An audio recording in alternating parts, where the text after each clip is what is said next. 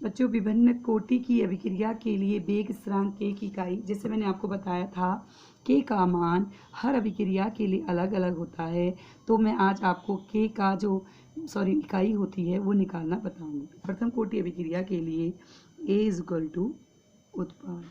बेटा अगर हम दर आर निकालेंगे तो के मोलर कंसंट्रेशन ऑफ ए, मुझे के का निकालना है तो दर बट्टे ए। सबसे पहले मुझे रेट निकालना है, रेट आर की इकाई, इसकी क्या होता है, मोलर सांद्रता था ना, मोलर सांद्रता बट्टे सांद्रता में लगा समय, जो भी मोलर सांद्रता होगी उसकी इकाई होती है मोल पर लीटर। समय क्या होता है, सेकेंड। तो रेट की जो इकाई होगी वो होगी, रेट की जो इकाई होगी वो होगी मोल पर लीटर पर सेकेंड, ये है। तो अब के इज इक्वल टू क्या हो जाएगा, दर की जगह रेट की जगह क्या रखेंगे। पहले आप एक बात समझ लीजिए कि दर कैसे निकालते हैं। दर का निकालना बता दिया, मोलर सांद्रता बटे सांद्रता में लगा समय, मोलर सांद्रता की इकाई क्या होगी, मोल पर लीटर। मोलर सांद्रता का मतलब जो भी चीज़ स्क्वायर ब्रैकेट में है उसका मात्रा होगा मोल पर लीटर, समय सेकेंड। तो रेट की जगह आप के निकालेंगे, रेट बराबर हो जाएगा मोल पर litre per second upon this A molar concentration है ना, मोलर कंसंट्रेशन मतलब सांद्रता, इसकी इकाई क्या होती है, मोल पर लीटर। तो आप देखिए से कट गया सेकेंड इनवर्स। एक जैसे इस तरह के भी क्वेश्चन आता है, एक अभिक्रिया की कोटि है जिसमें वेग स्थिरांक मान लीजिए 3.25 इंटू 10 की पावर 24, कुछ भी कोई भी संख्या, सेकेंड इनवर्स दे रखी है तो कोटि बताइए, या आवर इनवर्स दे रखी है। तो बेटा जब सेकेंड इनवर्स कहेगा या आवर इनवर्स कहेगा तो आप समझ जाना कि यह प्रथम कोटि की अभिक्रिया है।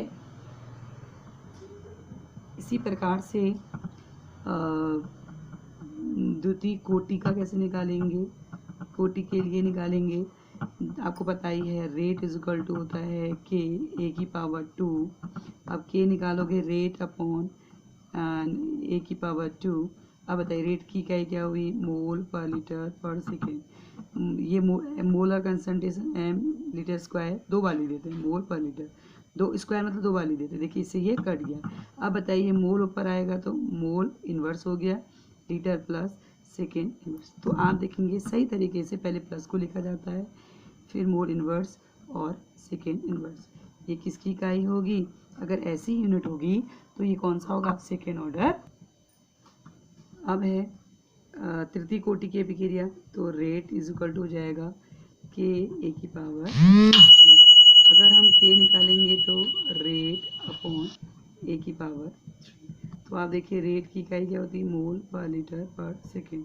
अब ये हो जाएगा मोल पर लीटर का क्यूब, क्यूब आप जानते ही हैं, मोल पर लीटर सेकेंड।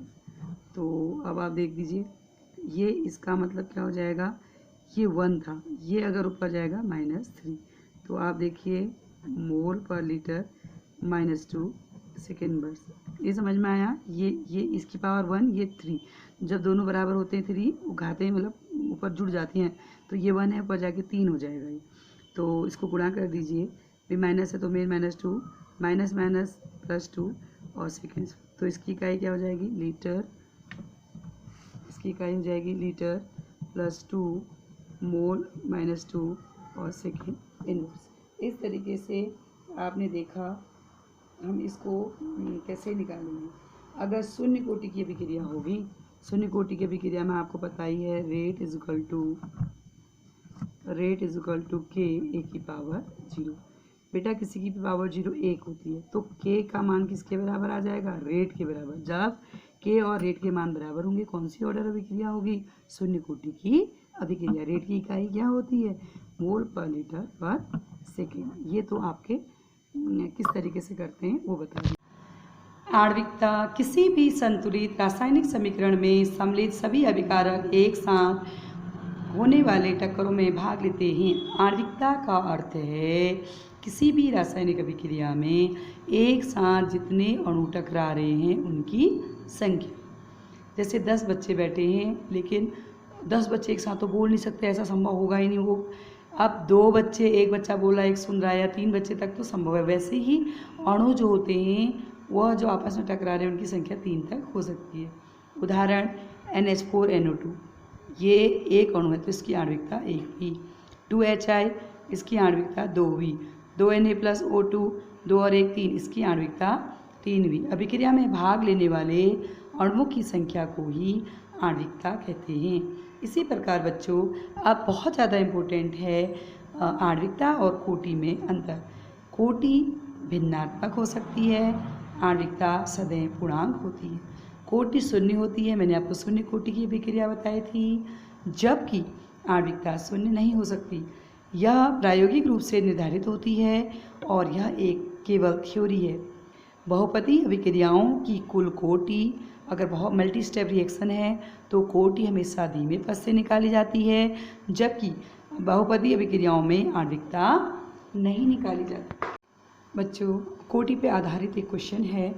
एक अभिक्रिया A+B प्रोडक्ट के लिए रेट के 1 का स्क्वायर व्यंजक है। नंबर 1 अभिक्रिया की कोटि बताइए। दूसरा वेग नियतांक मतलब K की इकाई बताओ यदि सांद्रता मोल डेसीमीटर -3 और समय सेकंड में है। आंसर बेटा अभिक्रिया की कोटि क्या होती है? जो घात होते हैं वो जुड़ जाती है। तो ये 3, ये 1, 3 गुना 6, 7/3। कोटि कितनी हुई? 7/3 या 2 सही 1/3 दोनों, ये आपका आंसर हो गया कोटि का। दूसरा आंसर है, पहले का आंसर तो ये है, दूसरे का आंसर क्या है कि वेग नियतांक निकालो। देखो रेट K A⁴ B का स्क्वायर। रेट की यूनिट क्या होगी? रेट बराबर सांद्रता बटे समय होता है। सांद्रता बटे समय, बेटा समय तो आपको सेकेंड में दिया है। देखो समय सेकेंड में दिया है, लेकिन सांद्रता किस में दी है? मोल डेसीमीटर -3, तो हो गया मोल डेसीमीटर, तो हो गया मोल डेसीमीटर -3 सेकेंड माइनस, ये आपकी सांद्रता होगी। तो अब बताइए K निकालिए। K is rate upon A1/3। अब बच्चों हमने ये सांद्रता ले दिया। अब रेट की जगह मोल डेसीमीटर -3 और सेकेंड इन्वर्स ले लिया। यहाँ पर इसकी ये सांद्रता हुई मोल डेसीमीटर क्यूब। बेटा जो स्क्वायर ब्रैकेट में होंगे वो सांद्रता होगी। ये हम फिर अगले स्टेप में मैंने इनको जोड़ दिया। अब मैं क्या करूँगी ना, मोल डेसीमीटर -3 सेकेंड इन्वर्स। अब मैं क्या करूँगी, मोल 7/3, इससे इसको भी बना .-3 7/3। देखिए इससे ये कैंसिल हो गया, तो ये मोल हो गया। यहाँ देखिए मोल ये 1 हुआ, 1 - 7/3, क्योंकि ये भी मोल ये भी मोल, ये ऊपर जाएगा तो माइनस हो जाएगा, डेसीमीटर -3। अब बताइए ये -3 से 3 कट गया तो 7 रहा, 7 ऊपर जाएगा तो +7 और सेकेंड इन्वर्स, तो हो गया बेटा मोल। एक में से 1 - 7 3 करेंगे तो कितना आ जाएगा बताइए 3, ये 3 - 7 -4/3।